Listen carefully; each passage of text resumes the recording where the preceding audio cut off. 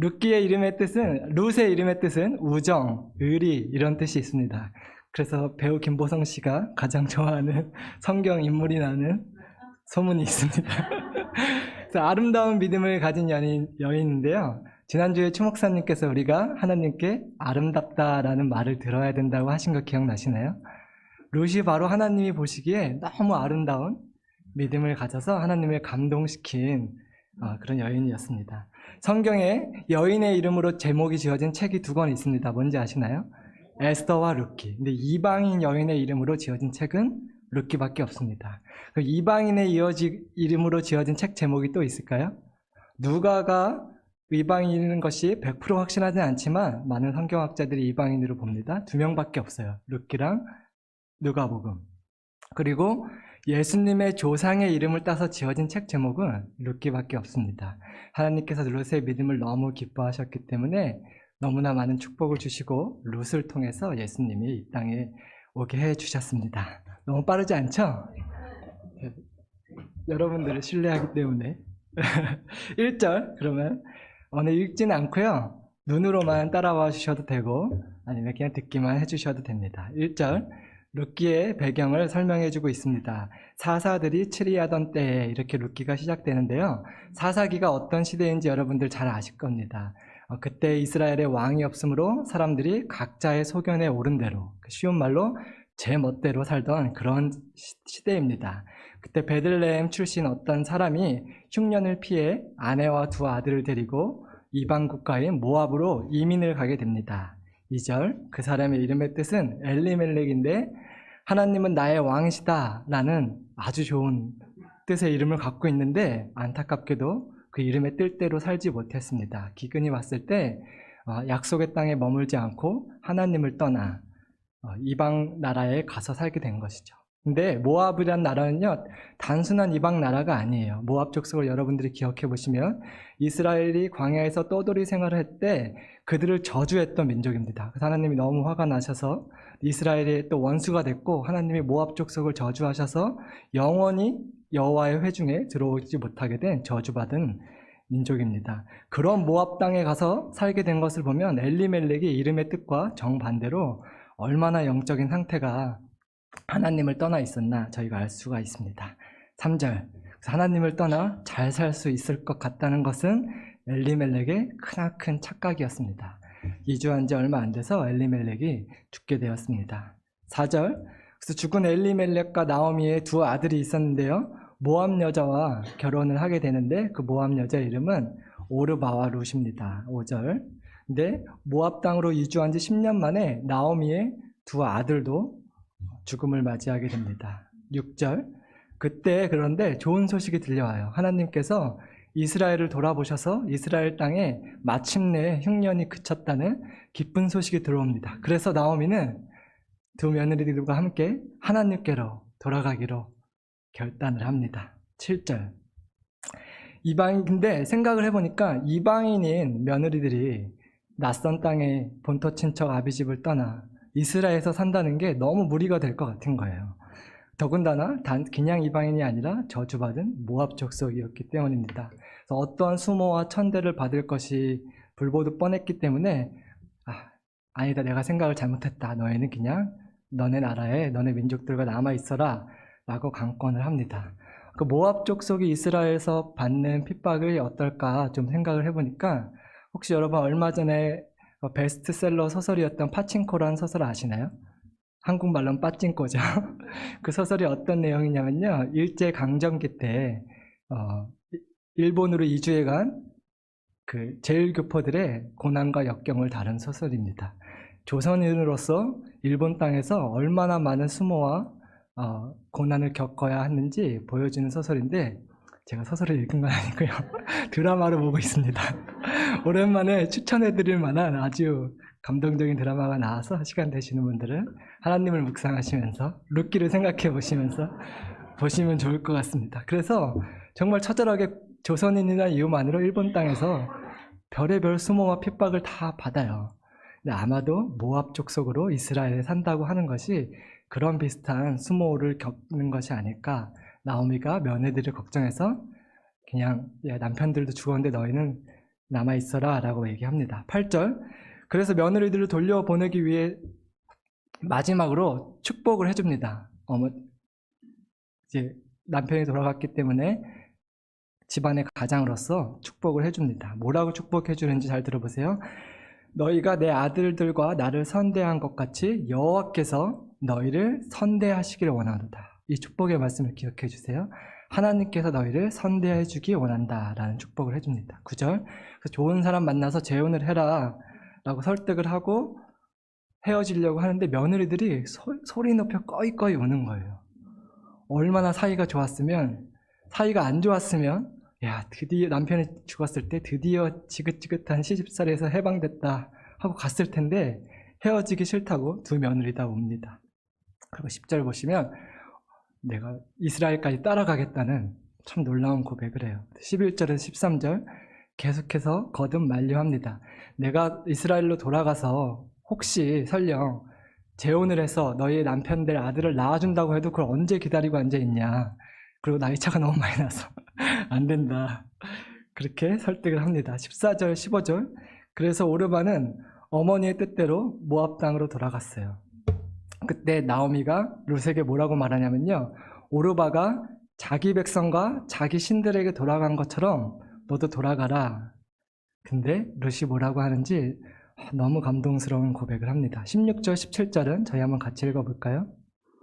찾아보지 않으셔도 됩니다. 파워포인트가 준비되어 있기 때문에 너도 너의 동서 오르바처럼 너의 백성에게 돌아가라, 너의 신들에게 돌아가라 했더니 룻의 반응이 이러합니다. 같이 읽어보겠습니다. 시작.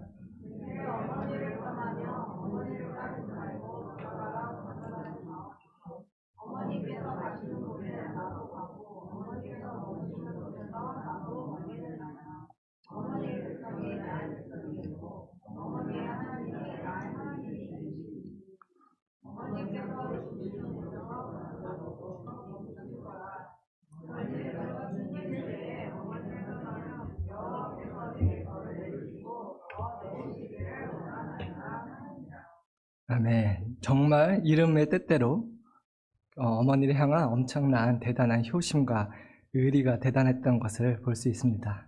김보성 씨가 좋아할 만하겠죠. 어머니만 딸의 의리 이렇게 고백을 한 것입니다. 하지만 롯의 의리는 단순히 어머니에 대한 것만이 아니었어요. 왜냐하면 롯의 고백을 잘 생각해 보면 어머니의 하나님이 내 하나님이 되겠다라는 고백을 합니다. 하나님을 믿겠다고 하나님을 쫓겠다고 고백을 한 것입니다. 근데 아까 말씀드렸다시피 모압 사람이 이스라엘에서 겪게 될 수모와 수치에 대해서 룻이 몰랐을 리가 없습니다. 그런데도 불구하고 나는 이스라엘 하나님을 믿고 이스라엘 하나님을 따르기로 결정했을 때 하나님이 기뻐하지 않으실 수 없었습니다. 아마도 상상을 해보면 하나님이 보좌에서 듣고 계시다가 벌떡 일어나셨을 것 같아요. 근데 어떻게 그런 대단한 고백을 할 수 있었을까요? 나오미가 룻에게 아까 마지막으로 해준 축복을 생각해보면 저희가 그 답을 알 수 있습니다. 하나님께서 너를 선대해 주시기 원한다 이렇게 축복했거든요. 그 선대했다는 단어가요 많이 들어보셨을 거예요. 헬세드라는 단어인데 하나님의 변함없는 사랑, 값없이 베풀어 주시는 은혜, 사랑, 은혜를 뜻하는 단어입니다. 사랑의 하나님, 은혜의 하나님이란 개념이 저희에겐 너무 익숙하지만요 모압 사람이었던 룻에게는 굉장히 파격적이고 충격적인 개념이었을 것입니다. 왜냐하면 모압 사람들이 섬기던 신들은 아주 악하고 음란한 신들이었습니다. 살아있는 아기를 인신제사로 바치라고 요구하는 그런 신들을 알고 있던 룻이 어머니를 통해서 사랑의 하나님이 계시다는 걸, 은혜를 베풀어 주시는 좋은 신이 있다는 걸 들었을 때 자기 신들에게 돌아가고 싶지 않았던 것이 당연하죠. 그런데 생각해보면 시어머니가 며느리를 사랑으로 대해주지 않았다면 사랑의 하나님에 대해서 알지 못했을 것입니다. 1장의 적용 질문을 드리도록 하겠습니다. 내 주변 사람들은 나를 통해서 하나님의 선하심을 경험하고 있는지, 나는 그런 축복의 통로가 되어주고 있는지 셀 모임 때 나눠보시면 감사하겠습니다. 그래서 룻은 나오미를 통해서 조금이나마 사랑을 해주시는 하나님이 계시다는 걸 들었고 어머니를 통해서 경험을 했습니다. 그래서 그 좁은 문 좁은 길을 따라 하나님을 믿기로 결정을 한 것이죠. 근데 당시는 사사시대예요. 사람들이 하나님을 섬기지 않고 각자의 소견에 옳은 대로 살던 그런 시대에 자기 백성인 이스라엘 사람들도 하나님을 안 섬기는데 이방인인 모압 여자인 룻이 하나님을 어떠한 고난이 와도 따르겠다고 결정했을 때 우리 하나님이 감동을 받으실 수밖에 없었습니다. 근데 여러분들 그거 아세요? 여러분들이 다 룻과 같은 고백을 한 사람들이십니다. 혹시 유대인 계신가요, 여기? 저희는 다 이방인으로서 이스라엘의 하나님을 섬기겠다고 결정을 한 사람들인데 그런 고백을 했을 때 하나님이 룻을 기뻐하듯이 룻의 믿음을 아름답다고 말씀하셨듯이 여러분들의 믿음을 기뻐하시고 아름답다고 말씀하셨습니다. 그래서 18절, 19절 나오미는 결국에 룻 어머니와 함께 베들레헴으로 하나님께로 돌아갑니다. 20절 돌아갔을 때 사람들이 나오미를 환영해 주니까 나오미가 더 이상 나를 나오미라고 부르지 말고 마라라고 부르라. 왜냐하면 나오미라는 이름의 뜻이 기쁨이라는 뜻인데 지금 나오미의 마음이 기쁘지 않았거든요. 나는 남편을 잃고 두 아들이 일어서 쓴 마음만 가득하다. 쓰다라는 뜻의 마라라고 나를 불러달라고 얘기했습니다. 하지만 우리 하나님은 우리의 쓴 마음을 기쁨으로 바꿔주시는 분이십니다. 21절 나오미가 내가 풍족하게 떠났다가 비어 돌아왔다 라고 말하는데요. 그거는 남편과 두 아들을 잃었다는 말이기도 하지만 물질적으로도 내가 풍족하게 떠났다가 빈손으로 돌아왔다는 말입니다. 근데 생각해보면 당시에 이스라엘에 끔찍한 흉년이 있었는데 어떻게 풍족하게 떠났다는 고백을 나오미가 한 것일까요? 아마도 그 가문의 집안에 주신 기업인 그 땅을 팔고 그 돈을 갖고 이민 자금으로 갖고 갔던 것 같습니다. 룻기 전체의 문맥을 보면 그래서 그 땅을 팔았다는 것을 저희가 알 수 있습니다. 22절 하필이면 추수 때에 보리를 추수하는 때에 돌아왔는데 이것이 우연이 아니라 하나님의 섭리였습니다. 룻의 믿음에 감동받으신 하나님께서 보아스를 만나게 해주시려고 하필이면 이때의 흉년을 그치게 해주셔서 돌아오게 해주신 건데 하나님의 섭리가 어떻게 보이지 않는 손으로 룻을 인도하시는지 2장을 보도록 하겠습니다. 수고하셨습니다. 1장을 10분 만에 마쳤습니다. 2장도 10분 만에 저희가 해보겠습니다. 1절 보아스는 주인공은 아니지만 룻을 혼인을 해줄 보아스가 나옵니다. 엘리멜렉의 친척 중 한 명인데요. 유력한 자라고 합니다. 유력한 자라는 건요. 재산이 아주 많고 능력이 많다라는 뜻으로 저희가 알 수 있겠습니다. 2절 근데 나오미와 룻은 그 집안에 하나님이 주신 땅도 이미 팔아버렸고 가난한 과부들이었습니다. 그래서 끼니를 해결하기 위해서 룻이 시어머니를 위해서 추수하는 밭에 가서 제가 이삭을 좀 주워 오겠습니다. 이렇게 얘기를 하고 나갑니다. 왜냐하면 이스라엘의 율법에 가난한 자들을 위해서 추수할 때 싹 추수하지 말고 좀 남겨두라고 하나님이 명령을 자상하게 하셨거든요. 그래서 혹시 그 율법을 따르는 사람이 있지 않을까 하고 가게 됐는데 그래서 3절 가게 된 밭이 우연찮게도 보아스의 밭이었습니다. 4절 또 때마침 우연찮게도 보아스가 베들레헴에서 자기 추수하는 밭에 와봐요. 하나님이 우연히 일어난 것 같은 일들을 통하여서 지금 룻과 보아스의 만남을 설계하고 계신 것입니다. 근데 저희도 마찬가지입니다. 저희 삶 속에 우연히 일어나는 일들인 것 같지만 시간이 지나고 돌아보면 그때 하나님이 나를 인도하셨구나 라는 것을 경험하신 적이 많이 있습니다. 5절 그래서 보아스가 밭에서 이삭을 줍고 있는 룻을 보았습니다. 그래서 자기 종에게 저 이삭을 줍고 있는 처자가 네 집 처자냐고 물어봅니다. 6절 그리고 대답을 듣는데요. 자기 친족 중에 한 명인 나오미의 며느리라는 얘기를 듣고 감동을 받습니다. 왜냐하면 모압 사람이 이스라엘에서 겪게 될 수모와 수치를 지금 겪고 있는데도 불구하고 여전히 시어머니를 효심으로 섬기고 하나님을 따라왔다는 사실에 보아스는 감동을 받았습니다. 7절 그리고 시어머니를 위해서 아침부터 쉬지 않고 일하고 있다는 얘기를 듣고 또 감동을 받습니다. 8절 그래서 하나님의 백성인 이스라엘 사람 중에서도 찾아보기 힘든 하나님을 향한 믿음과 시어머니를 향한 효심이 가득한 룻을 보고 사랑에 빠지게 되었습니다. 반해버린 것이죠. 첫눈에 반했습니다. 그래서 다른 밭으로 가지 말고 추수 때 계속 내 밭에서 이삭을 주스라 이렇게 배려를 해줍니다. 9절 그래서 보아스가 자기 일꾼들에게 보아스가 룻에게 반했다는 걸 확실히 알 수 있습니다. 건들지 말라 그래요. 남자들한테 직접대지 마라. 내가 찜했다.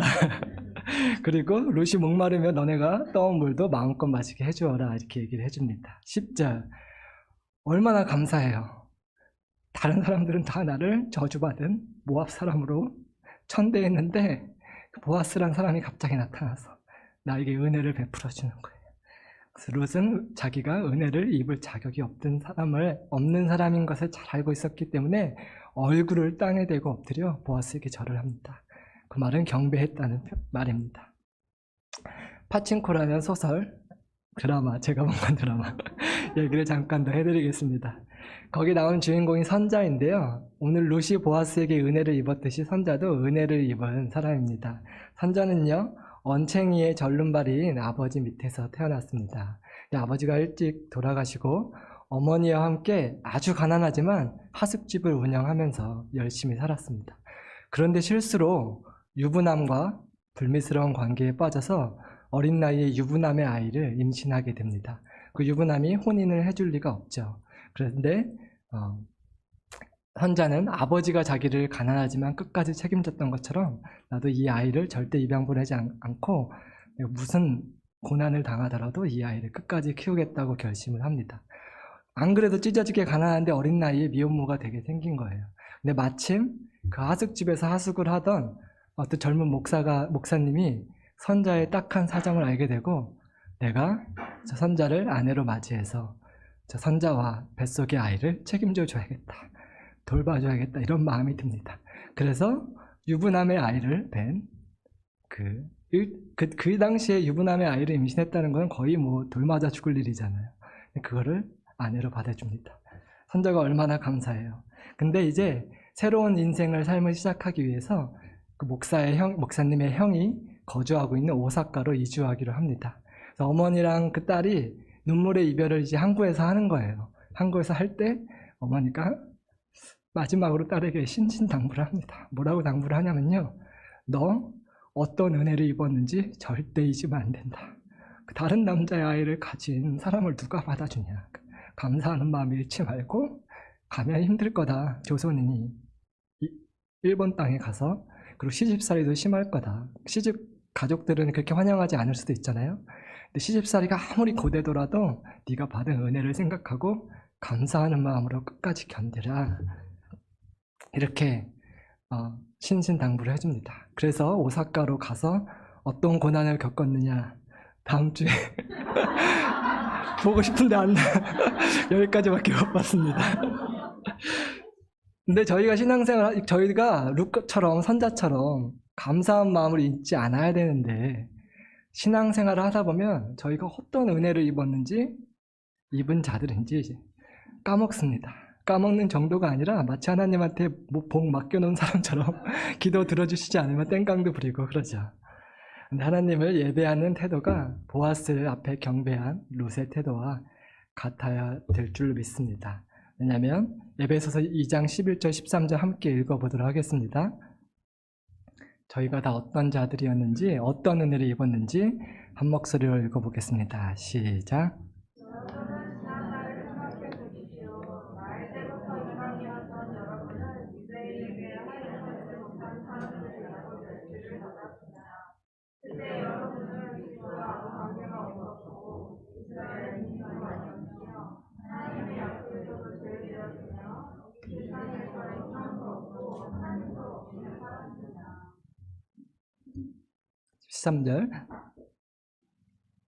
제가 읽어드릴게요. 그러나 전에 하나님을 멀리 떠나 있던 여러분이 이제는 그리스도 예수님 안에서 그리스도의 피로 하나님과 가까워졌습니다. 아멘. 그래서 2장의 적용 질문은 나는 하나님의 은혜를 당연한 것으로 여기지 않고 항상 감사하고 있는지 나눠보시면 감사하겠습니다. 11절. 근데 보아스가 시어머니를 향한 룻의 효심과 하나님을 향한 믿음을 내가 다 들어서 알고 있다. 이렇게 얘기를 합니다. 12절. 그리고 하나님의 날개 그늘 아래에 보호를 받으러 온 너한테 하나님께서 상 주시기 원한다. 이 축복을 기억해 주세요. 하나님의 날개 그늘 아래 보호로 받으러 온 너에게 상 주시기 원한다. 이렇게 축복을 해줍니다. 하나님께서는요, 고난 중에 있는 룻에게 보아스를 통해서 위로해 주시고 격려해 주시고 칭찬을 해 주시고 있는 것입니다. 13절 한번 같이 읽어볼까요? 시작.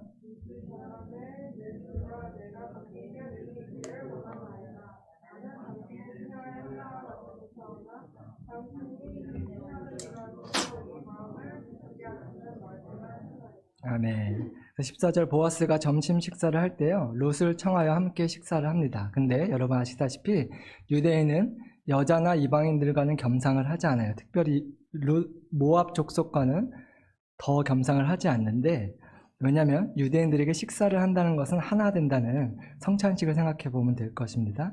하나 된다는 영적인 의미가 있기 때문에 이방인과 식사를 하지 않는데, 왜 보아스는 다른 유대인들이 이방인을 천대하듯이 이방인을 천대하는 마음이 없었을까요?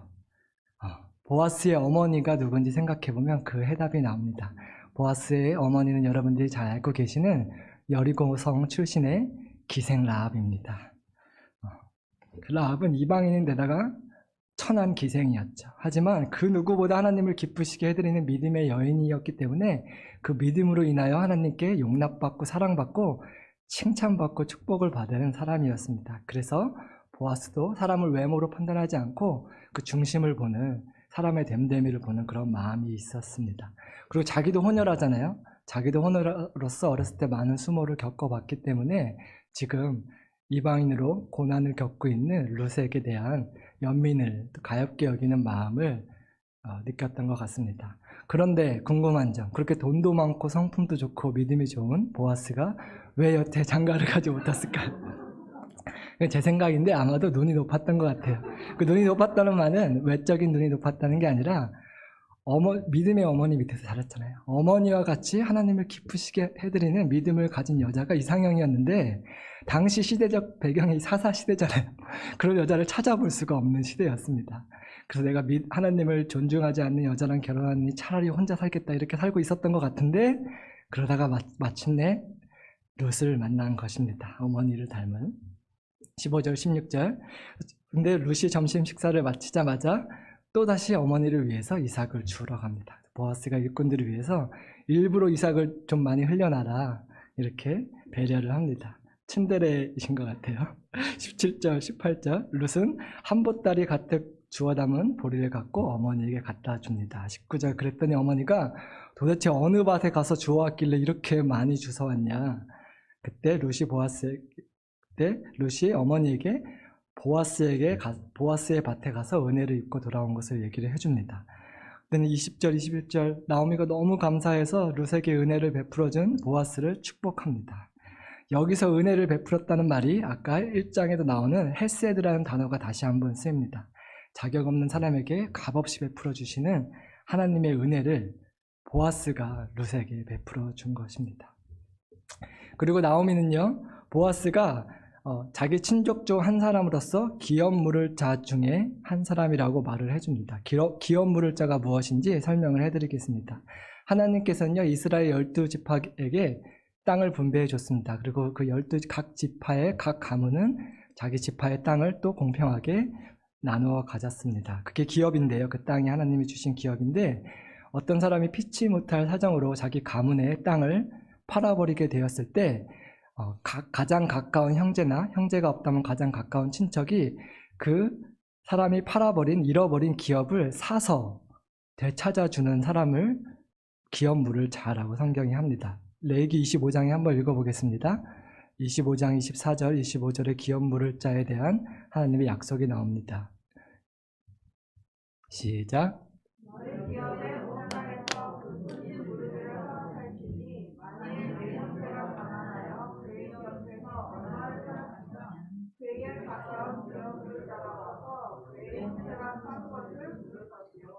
그래서 보아스가 기업 물을 자가 되어줄 것 같은 좋은 예감을 느낀 나오미는요, 추수가 끝날 때까지 보아스의 밭에 가서 일해라 이렇게 말을 합니다.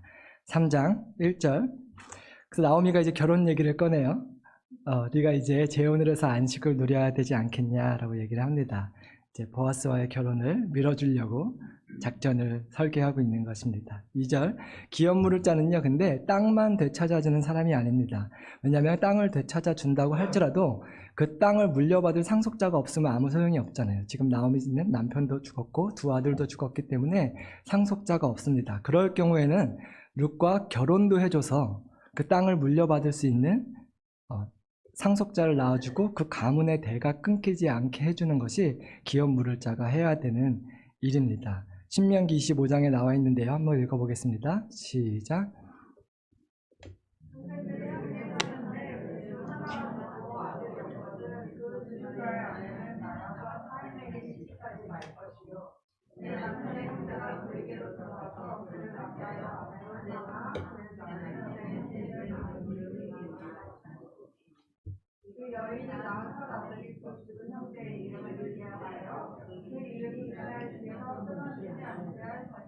나오미가 이 율법을 알고 있기 때문에 지금 결혼을 시켜주려고 하고 있는 것입니다. 그래서 어떤 작전을 세웠냐면 3장에 꽃단장을 하고 타작마당에 나가래요.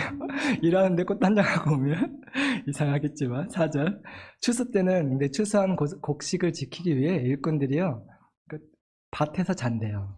그래서 보아스가 잠들면 눈에 띄지 않게 잘 숨어 있다가 보아스가 잠들면 몰래 가서 이불을 살짝 들고 들어가서 발치에 누워라. 이거 오해하시면 안 돼요. 세속적인 부도덕한 조언을 해주는 것 같지만 그런 불순한 계획이 아니라는 것을 뒤에 보면 알 수 있습니다. 5절, 6절. 근데 롯도 보아스에게 마음이 있었던 것 같아요. 어머니 이게 말이 돼요? 이렇게 안 하고 네 어머니.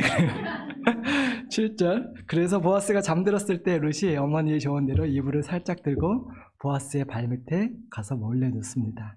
보아스가 롯이요 믿음만 강한 줄 알았더니 비위도 강한 것 같습니다. 그 하루 종일 일하고 발냄새가 났을 텐데 그 발밑에 가서 누워 있습니다. 8절, 밤중에 지척이다가 깬 보아스가 깜짝 놀랍니다. 자기 발밑에 웬 처자가 누워 있는 거예요. 누구냐 그랬더니 9절, 룻이 어떤 말을 하는지 잘 들어보세요. 보아스에게 당신의 옷자락을 펴서 당신의 여종을 덮어주소서. 근데 이 말이요 문자적으로 번역하면 무엇이냐면요, 당신의 날개 그늘 아래 품어주세요, 이 말이에요. 이 말이 무엇이냐면 보아스가 룻을 축복할 때 했던 말입니다. 룻에게 했던 축복 아까 읽었는데, 여호와의 날개 그늘 아래 보호를 받으러 온 내게 하나님께서 상 주시기 원한다. 당신이 나의 날개 그늘이 되어주세요. 당신이 그 상이 되어주세요 라고 청원을 한 거예요. 불순한 의도가 아니라 시청각인 방법으로 청원을 하라고 어머니가 얘기해 준 것입니다. 근데 보아스는 나이가 많았어요. 아마 아버지 뻘이었던 것 같은데 젊은 남자가 아니라 나이 많은 자기에게 청혼한 룻에게 또 한 번 반해요. 정욕을 쫓지 않고. 그래서 룻이 베푼 인애가 처음보다 나중이 더하다 하고 크게 감동받아서 칭찬을 합니다. 그런데 이때 또 쓴 단어가, 인애라는 단어가 헤세드입니다. 네가 나에게 베푼 사랑, 은혜가 크다. 처음보다 나중이 더 크다.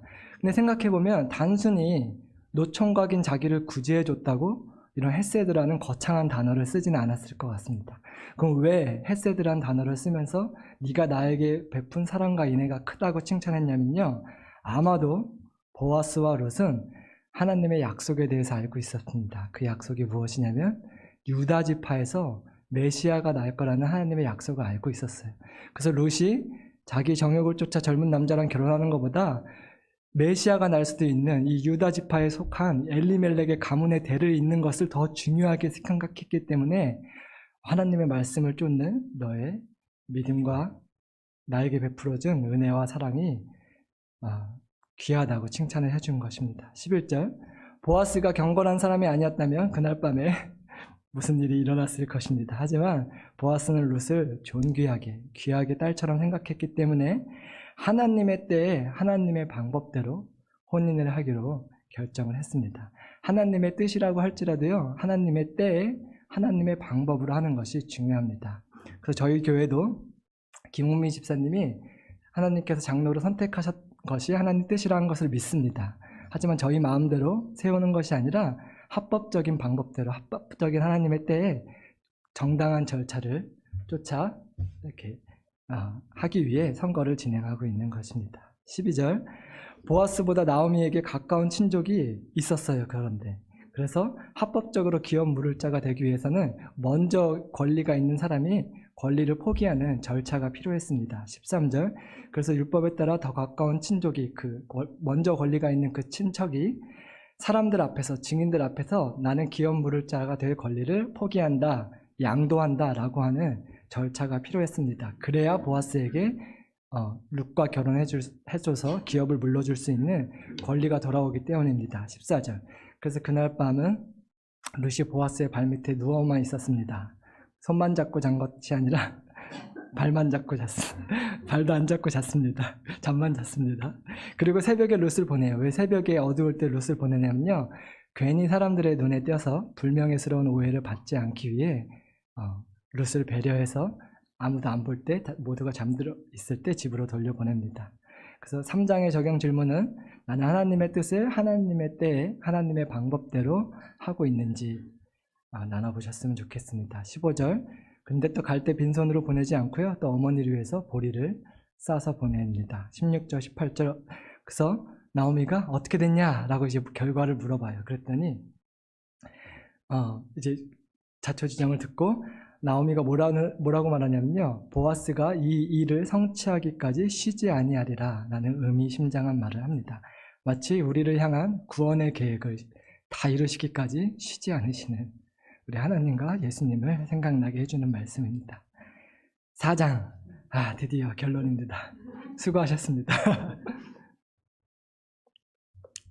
조금 속도를 줄여서 하겠습니다. 이제 그래서 마침 또 우연히 그 더 가까운 친척을 그 다음날 바로 마주칩니다. 하나님이 일사천리로 지금 일을 진행시키고 있는 것이에요. 4장의 적용 질문은 하나님이 우연히 일어난 것 같은 자연스러운 일들로 우리의 삶을 인도하셨던 경험들을 나눠보셨으면 좋겠습니다. 2절, 당시에 성문은 재판이나 이런 중요한 일을 처리하는 중요한 장소였는데요. 그래서 율법에 따라 장로들을 성문에 소집해서 이렇게 운영위원회를 저희 말로 하면 이제 소집을 합니다. 3절, 그래서 그 기업 물을 자가 있는 더 가까운 친척에게 나오미가 지금 나오미의 땅을 팔려고 한다 라고 개역 개정에는 이렇게 번역되어 있거든요. 나오미가 지금 자기 땅을 팔려고 한다 라고 현재형으로 번역되어 있는데요, 뉴 킹 제임스 영어 성경이나 몇몇 영어 성경에는 이미 나오미가 그 땅을 팔았다라는 과거형으로 번역이 되어 있습니다. 과거형이 더 맞는 것 같아요.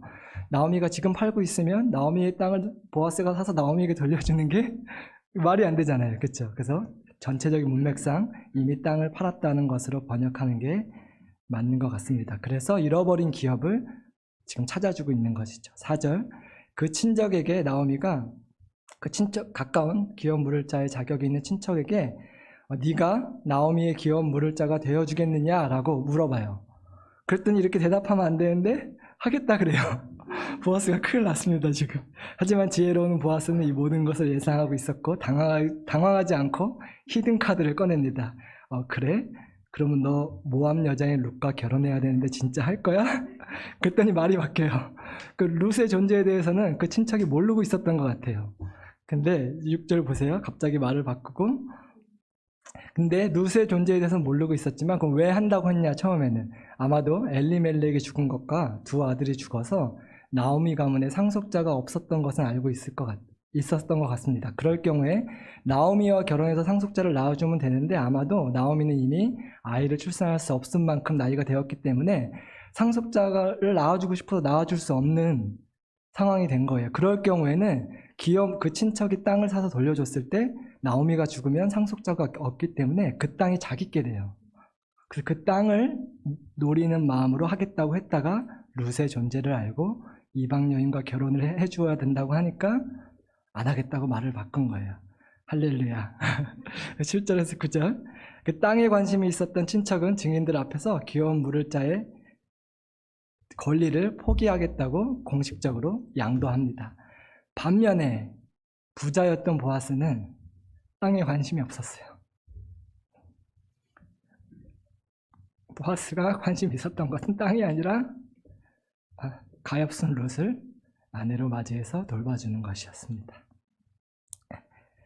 룻의 기업 물을 자가 되어준 보아스는요, 우리의 기업 물을 자가 되어주시는 예수님을 예표하는 인물입니다. 저희의 기업이 무엇인가요? 그러면 하나님이 아담과 하와에게 이 세상을 다스리라고 기업으로 주셨습니다. 하지만 아담과 하와는 범죄함으로 하나님께서 다스리라고 주신 이 세상을 사단에게 비유컨대 팔아버리고 말았습니다. 저희 기업을 빼앗긴 것이죠. 아담뿐만 아니라 아담의 죄성을 물려받은 죄인인 인류는 계속해서 사단에게 순종함으로 지금은 이 세상은, 우리가 다스려야 될 이 세상은 사단이 다스리고 있습니다. 그래서 예수님께서도 이 세상 임금은 사단이다, 예수님이 오시기 전까지는 사단이 이 세상의 임금이라고 인정을 한 것입니다. 근데 우리가 우리의 기업을요, 범죄함으로 팔았기 때문에 하나님이 예수님께서 십자가에서 그 죄값을 지불하셔야만 도로 사단에게서 그 기업을 되찾아올 수가 있습니다. 범죄함으로 팔았기 때문에 죄값을 지불해 주심으로 그 기업을 되찾아 와주신 거죠. 그래서 예수님이 다시 오시면요, 우리는 주와 함께 이 땅에서 그리스도의 신부된 자격으로 왕노릇하며 이 세상을 다스릴 자들인 것을 여러분 믿으시기 바랍니다. 보아스가 관심이 있었던 것이 땅이 아니었어요. 그렇죠? 근데 그와 같이 예수님이 관심이 있었던 것도 이 세상이 아니었습니다. 이 세상에 다시 창조하면 그만이에요. 근데 예수님이 포기할 수 없으셨던 것은 바로 저와 여러분을 그리스도의 신부로 맞이해서 함께 이 세상을 다스리는 영광을 누리는 것이었습니다. 예수님께서 이런 비유를 하셨습니다. 천국은 마치 밭에 감추인 보화와 같아. 어떤 사람이 그 밭에서 일을 하다가 밭에 감추어진 보물을 발견을 했습니다. 그래서 그 밭이 아니라 그 보물을 원해서 돌아가서 자기가 가진 모든 것을 팔아서 그 밭을 샀습니다. 그 보물을 원했기 때문입니다. 어쩌면 예수님께서 이 비유를 말씀하실 때 룻기를 염두에 두고 하신 말씀인지도 모르겠습니다. 예수님이 하신 그 비유를 이렇게 해석해 볼 수가 있겠는데요. 그 밭은요, 이 세상입니다. 그럼 그 보물을 사기 위해 모든 것을 팔은 사람은 예수님, 자기 자신을 말씀하시는 것 같습니다. 예수님은요, 그 보물을 얻기 위해서 자신의 모든 것을 팔아 그 밭을 샀습니다. 자기의 마지막 피 한 방울까지 십자가에서 흘리심으로써 우리의 모든 죄값을 지불하시고 우리의 잃어버린 기업을 사주신 것입니다. 바로 여러분들이 하나님이 보배롭게 여기시는 그 밭에 감추어진 보물이기 때문입니다. 그게 믿어지시나요? 예수님이 여러분들을 보배롭게 여기신다는 게, 룻을 보배롭게 여기신다는 게 믿어지신다면 여러분도 보배롭게 여기신다는 걸 믿을 수 있을 것입니다. 왜냐하면 저희도 룻과 같이 이방인이지만 이스라엘의 하나님을 믿기로 결정을 했기 때문입니다. 쉬운 길이 아니잖아요. 좁은 문, 좁은 길이지만 룻과 같이 어떠한 고난이 와도 어떠한 어려움이 와도 하나님을 끝까지 따르겠다는 고백을 했기 때문에 우리를 보배롭게 여기십니다. 적용 찬양을 하고 마치겠습니다.